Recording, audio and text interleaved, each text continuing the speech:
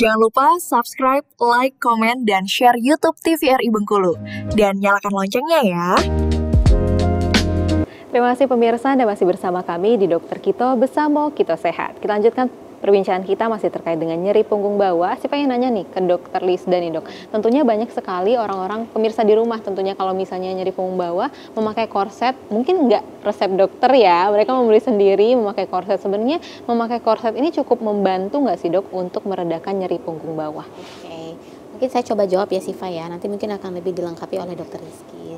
Nah, sebenarnya penggunaan korset ini cukup membantu ya, karena memang kan logikanya rasanya masyarakat tahu semua ya istilah korset nih ya, harus paham dulu nih korset. Nanti dikira korset nih kayak singlet atau apa gitu ya. Korset yang ini ya dok yang jadi kita harus samain nyangga ya. Dulu ya, korset itu yang lurus, yang dia kayak tegang gitu ya, jadi dia tuh memang membantu karena dia akan membuat posisi kita khususnya daerah punggung ini dia jadi membantu lebih tegak lurus seperti itu. Jadi membantu banget buat kita.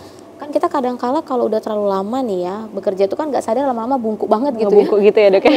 Kayak ngikutin aja gitu ya seiring berjalannya waktu. Nah itu ternyata cukup membantu juga untuk penggunaan korset. Oke, tentunya untuk penggunaannya gimana nih dok? Penggunaan korset yang baik dan benar biar pemirsa di rumah ini nggak sembarangan nih dalam penggunaannya, gimana nih dokter? Jadi memang ada jadi korset ini dibagi lagi Siva. Oh ada perbedaannya lagi ya dok ya? Ada korset yang memang korset kain untuk orang habis lahiran ya. Oh iya dok. Pakai korset kain ya. Yang kayak gurita ya dok ya biasanya dibilangnya. Gurita itu berbeda dengan korset yang digunakan untuk back support atau untuk punggung ya, untuk menyokong itu khusus korsetnya. Jadi memang kebanyakan di pasien-pasien saya juga itu biasanya memang yang menggunakan korset itu ternyata dari pengalaman yang saya alami ya ketika ketika mendapatkan pasien-pasien yang nyeri punggung bawah itu memang jauh berkurang. Sehingga yang tadinya sulit untuk mobilisasi, untuk bergerak itu udah bisa jalan, udah bisa yang lain, itu sangat membantu. Gitu. Dari pengalaman yang saya alami gitu ya. Sangat membantu untuk penggunaan korset itu. Nah, korsetnya juga itu korset khusus. Yang khusus ya, Dok. Khusus. Jadi bukan yang beli di Shopee ya, Dok. Di e-commerce juga banyak itu di dijual. E-commerce lumayan banyak ya, Dok. Sudah banyak itu dijual. Cuman memang disesuaikan saja. Memang ada di situ korsetnya yang dijual di apotek dan lain-lain sebagainya. Itu memang yang khusus untuk back support. Itu memang ada gitu. Jadi dan itu memang membantu dan efektif untuk satu mengurangi nyeri, dan betul tadi yang disampaikan Dokter Lisda.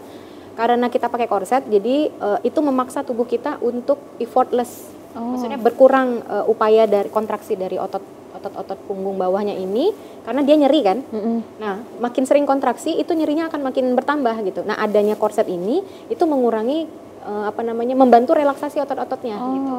Jadi yang terjadi apa? Nyerinya berkurang, jadi cukup membantu. Berarti dia membantu relaksasi ya dok ya, dan cukup membantu setelah based on data. Postur tubuhnya juga kan jadi diperbaiki, karena salah satu yang menjadi penyokong atau menjadi faktor resiko nyeri punggung bawah kan postur tubuh janggal kan, yang cukup lama gitu. Nah, menggunakan korset itu membantu postur tubuh kita menjadi lebih baik. Oke, berarti ternyata memang sangat membantu ya dok ya. Korset bisa menjadi salah satu terapi yang efektif ternyata dok ya. Tapi tentunya memang harus korset yang khusus ya dok, bukan korset yang seperti gurita, bukan korset sembarang korset ya dok ya. Nah, kalau misalnya alas kaki gimana nih dok? Kayak Shiva sekarang pakai heels, itu sebenarnya berpengaruh juga nggak sih dok untuk postur tubuh atau nantinya nyeri pinggang nih? Atau sebenarnya Shiva sering nyeri pinggang gara-gara sering pakai heels nih dok? Betul. Jadi kalau dari penelitian yang sudah ada ya, ternyata penggunaan high heels ya, penggunaan high heels itu ternyata memiliki hubungan yang cukup signifikan dengan keluhan neuromuskulo gitu. Jadi artinya keluhan saraf dan keluhan otot. Apakah itu dari nyeri kaki ya, maksudnya nyeri tungkai, apakah itu nyeri punggung atau nyeri pinggang juga. Dan ternyata itu memang berkorelasi Siva. Jadi memang sebaiknya kalau memang mau menggunakan heels jangan terlalu lama gitu. Kalau memang tidak ada kepentingan yang sangat urgent sekali, memang cantik sih ya, indah gitu dipandang, tapi memang kurang nyaman kalau digunakan lama. Jadi sebaiknya memang kalau memang harus menggunakan high heels itu juga dibarengi dengan penggunaan alas kaki yang cukup datar juga. Jadi jangan terlalu lama. Oke, berarti itu juga sangat berpengaruh ya untuk alas kaki ya dok ya. Untuk kejadian dari nyeri punggung bawah. Bisa jadi ini adalah salah satu penyebabnya ya dok ya. Siva sering mengalami nyeri punggung bawah. Kalau untuk ibu hamil sendiri nih dok, tentunya nggak bisa kita pungkiri ibu hamil banyak sekali yang mengalami nyeri punggung bawah dok. Itu gimana sih dok untuk mengurangi nyeri punggung bawah pada ibu hamil? Karena untuk penggunaan korset kayaknya tidak memungkinkan ya dok ya. Iya. Jadi betul, kalau ibu hamil itu memang salah satu yang dikeluhkan paling sering itu adalah nyeri punggung. Nyeri punggung bawah. Ya pinggangnya sakit lah, ya tidak nyaman gitu ya. Tidur malamnya jadi tidak nyenyak gitu ya. Jadi yang biasa dilakukan pada saat ibu hamil mengalami nyeri punggung bawah, yang paling sering dilakukan itu adalah posisi tidurnya dulu.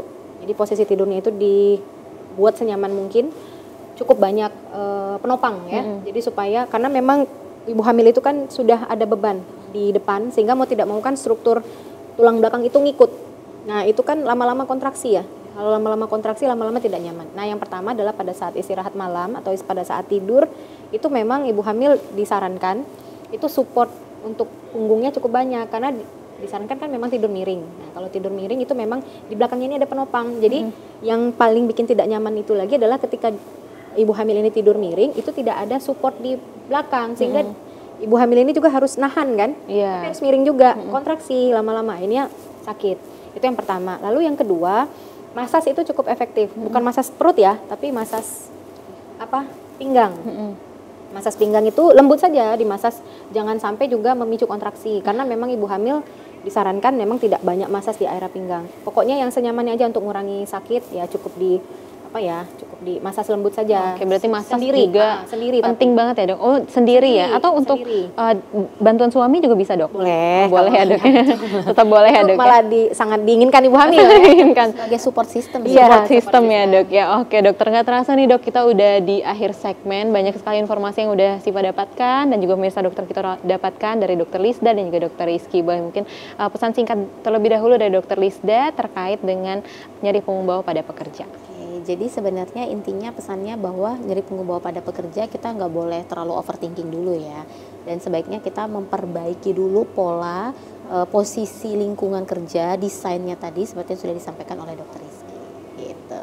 Oke, kalau ada dokter Rizky gimana nih dok? Pesan untuk pemirsa dokter kita di rumah terkait dengan nyeri punggung bawah yang sering kali disepelekan dokter. Ya, jadi nyeri punggung bawah ini memang kesannya agak sepele ya, karena kayak sakit pinggang biasa, tapi ternyata merupakan penyebab disabilitas atau kecacatan pada seseorang, sehingga memang ketika sudah ada nyeri itu sebaiknya memang langsung diterapi atau ditata laksana gitu ya ke dokter.